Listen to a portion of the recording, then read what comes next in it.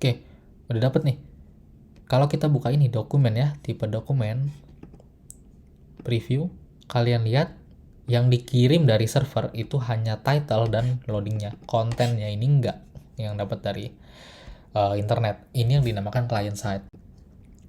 Oke, halo guys, nama saya Michael dan pada kesempatan kali ini saya ingin bahas nih sedikit terkait server side rendering, client side rendering, dan static side generation. Ini kurang lebih teknik apa ya namanya untuk menyajikan data front end sih sebenarnya ke klien. Jadi lebih cepat dan lebih efisien gitu. Oke, kita langsung masuk aja nih ya, nggak usah basa-basi ke client side rendering. Oke, contoh client side rendering itu berarti klien itu yang merender apa? Merender file front end HTML, CSS, dan JavaScript. Jadi cara si klien ini, browser ini render gimana? Oke, yang pertama itu si klien ini, kita ini minta halaman web. Oke, nah kemudian halaman web ini ya dikasih lah sama si servernya. Ya udah nih, HTML, CSS, dan JavaScript-nya. Tapi ingat, yang dikasih HTML-nya itu HTML kosongan. Oke? Jadi dalam arti HTML kosongan tuh seperti ini. Kalian kalau misalnya ada HTML, kemudian kalian cuma tulis hello world, terus sisa kontennya itu kalian harus pakai JavaScript, ya udah dia cuma kasih yang bagian hello world. JavaScript-nya yang kontennya itu dia nggak mau kasih dulu kontennya, dia nggak mau tampilin, suruh si browser atau kita itu yang tampilin. Oke, gitu. Jadi termasuk CSS-nya tuh semua browser kita yang pakein bajunya gitu ya. Kemudian kliennya bilang atau browsernya bilang, ya udah, sekarang gue yang kerja karena udah dapat datanya kan. Browser jalanin JavaScript-nya, bangun tampilan halamannya dari nol. Jadi yang tadinya putih, kemudian dipakein CSS, jadi itu semua tuh urusan browser. Oke, kemudian kontennya muncul nih. Kemudian belum masih, kalau misalnya masih ada API yang dibutuhin, ya udah browser kita. Jadi tergantung sama internet kita gitu. Oke, jadi ada pro and cons-nya nih. Nanti kita masuk ke contoh masing-masing ya. Ini cara untuk bedain sebuah server itu pakai CSR atau pakai SSR gitu. Atau misalnya kalian tuh sebenarnya bisa gabungin keduanya gitu. Oke, pro and cons-nya CSR dulu. Jadi yang pertama itu dia itu rich interaction, yang dimana ya kita ini apa namanya mau load konten baru ya kita tinggal klik gitu.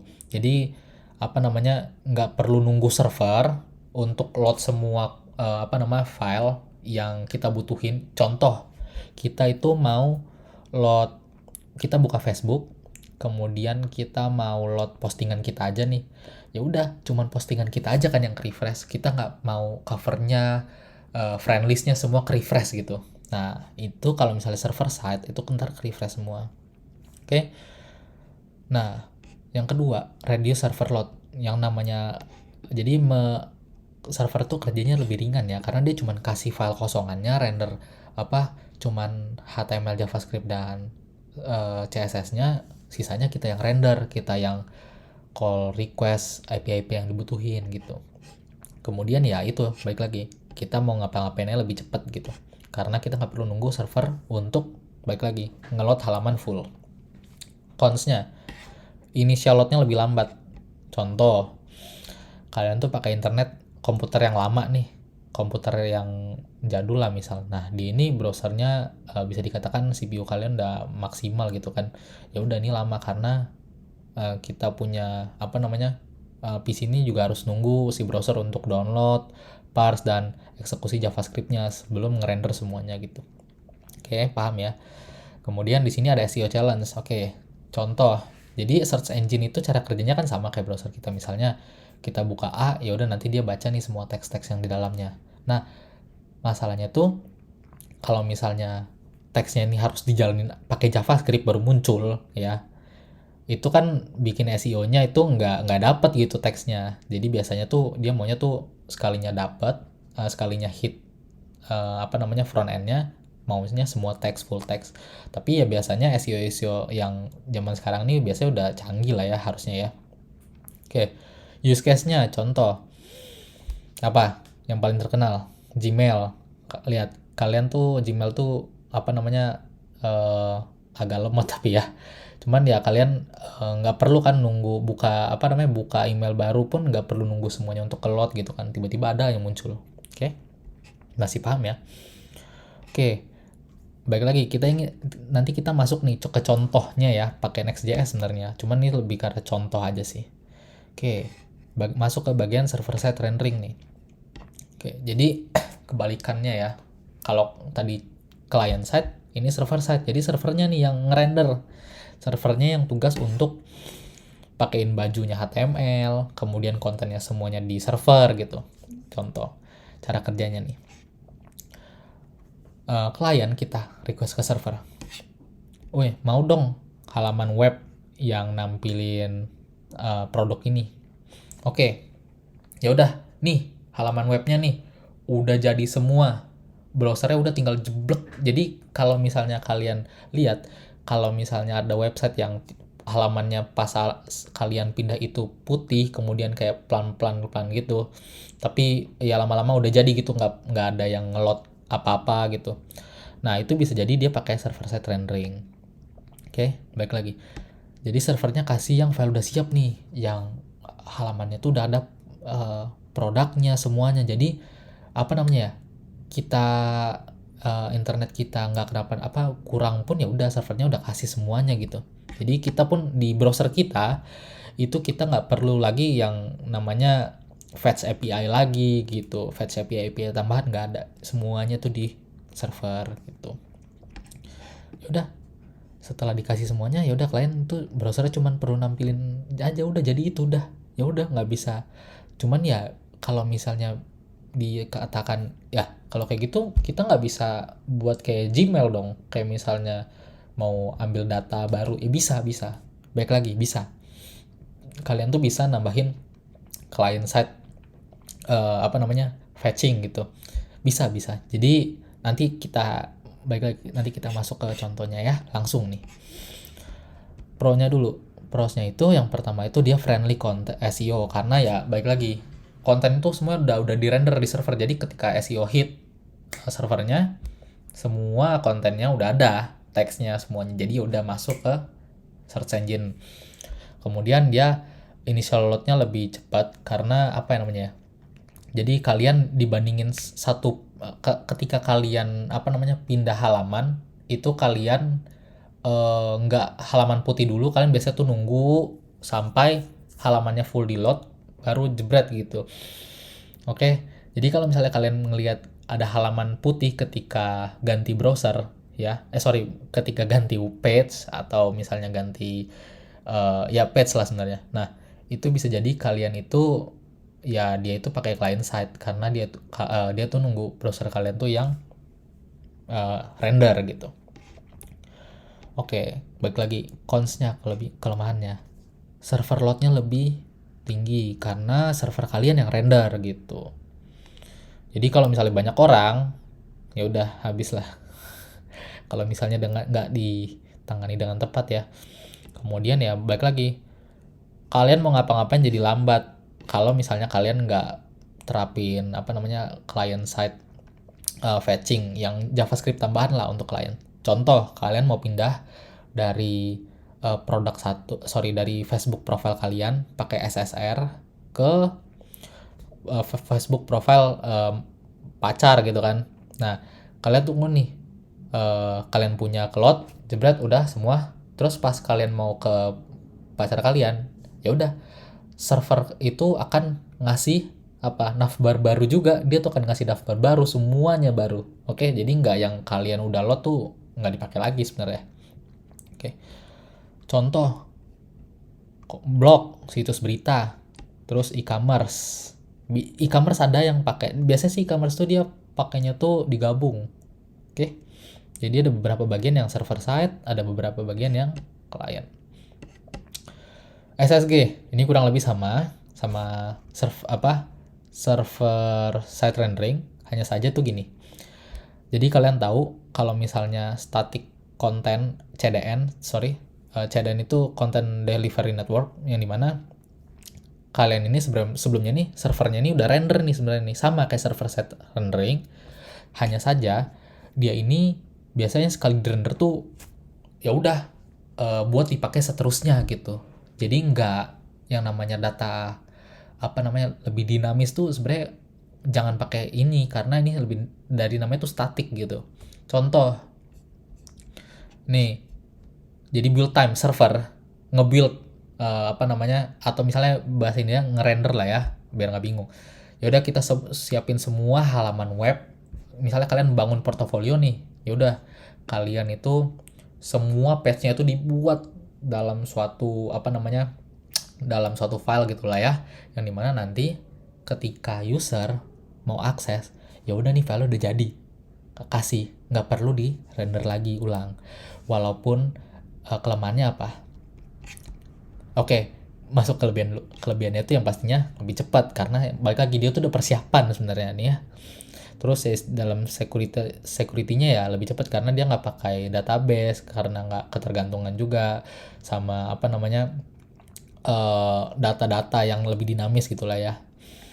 Nah, cons-nya itu apa? Dia ini baik lagi, dia tuh nggak bisa konten dinamis. Dan waktu build-nya, jadi kalau misalnya kalian nih mau bikin page baru, oke, kemudian page ini kalian static site generation ya, kemudian kalian mau update nih static site generation kalian konten baru, ya lama lagi karena baik lagi dia tuh nungguin ininya jadi, nungguin semuanya jadi gitu. Tapi biasanya udah ada teknik namanya incremental apa namanya rendering, pokoknya dia tuh bagian untuk nambahin konten terbaru dari si SSG ini, saya lupa. Oke, use case-nya yang pertama website marketing, website blog documentation atau documentation ya. Kemudian ada website yang paling terkenal portofolio. Ingat portofolio kalian kan buat jadi upload ke GitHub page, upload kemana ya udah ya wes. Itu server side generation jadi lebih cepat gitu. Nah, baik lagi tergantung kalian gimana. Kalau misalnya kalian punya server side generationnya ini masih yang kayak satu-satu, ya itu baik lagi kalian tuh dari mana, gimana cara kalian nge-handle prosesnya gitu. Oke, mungkin itu belum dibahas karena ini langsung ini lebih ke contoh ya. Nanti kalau misalnya mau dibahas boleh. Contoh nih. Oke, di sini saya ada contoh nih untuk client side rendering ya. Di sini saya pakai Next.js ya. Apa namanya? Kita ini ingin nge-fetch dummy JSON yang isinya produk ya.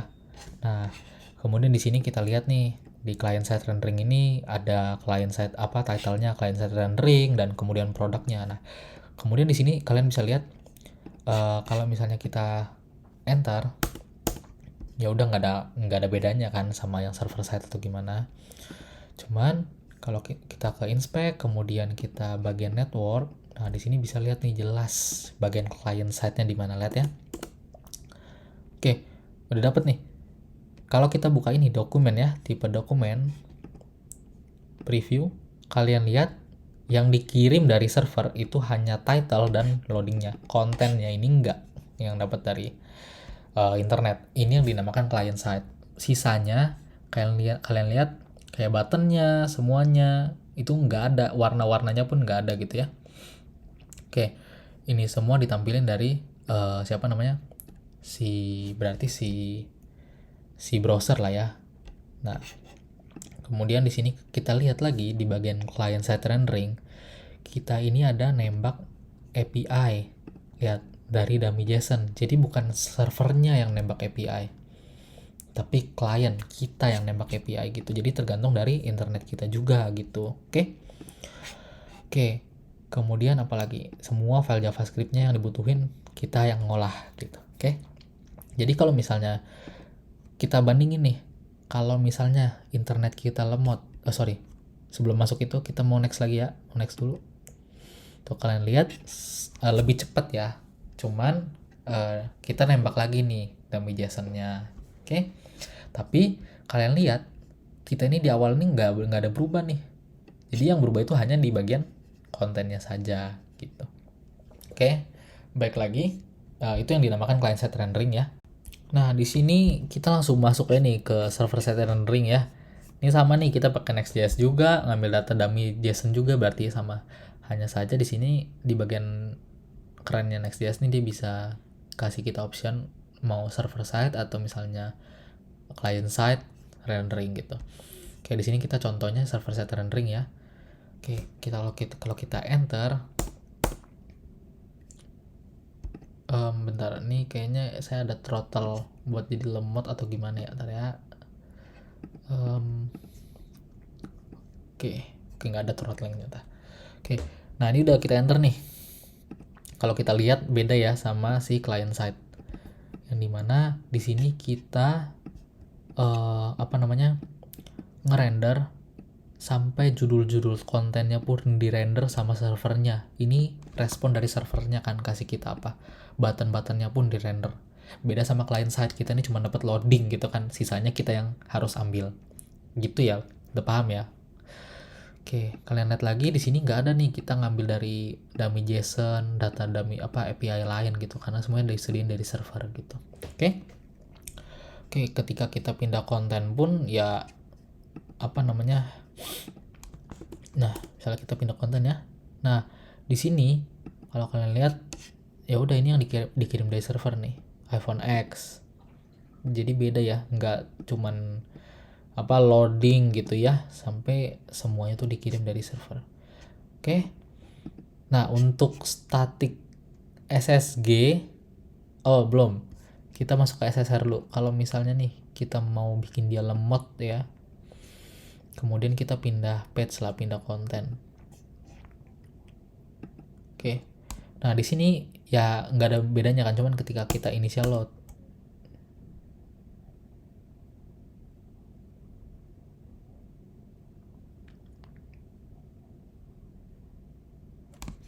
Oke, kita pindah lagi. Nah, memang agak sedikit lama. Memang lebih enaknya tuh kalau misalnya kalian tuh ada testingnya tuh banyak yang pakai, atau misalnya servernya tuh dikasih pressure test atau gimana gitu. Nah, ini kurang lebih tuh intinya bagian servernya tuh harus lebih berat kerjanya gitu, biar bisa lebih kerasa sebenarnya. Oke, untuk static site generation-nya saya belum ada contoh pasti ya, karena dia sama kayak server side rendering.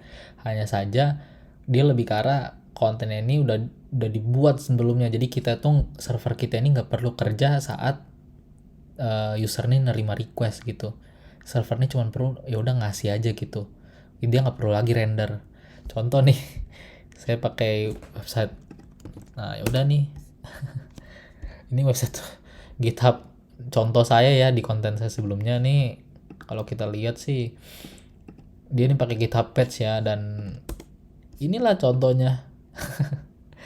Server side static, karena dia kita nggak bisa ubah-ubah dan apa-apa gitu ya. Jadi gitu contohnya. Cuman ya balik lagi, bisa nggak sih dikombinasi server side, client side, kayak server side nih untuk bagian apa gitu kan. Cuman kontennya kita bikin client page, bisa nggak ada yang nggak bisa kok. Oke, itu ya. Happy coding, jangan lupa dicoba, dan ingat selalu mau berusaha. Terima kasih.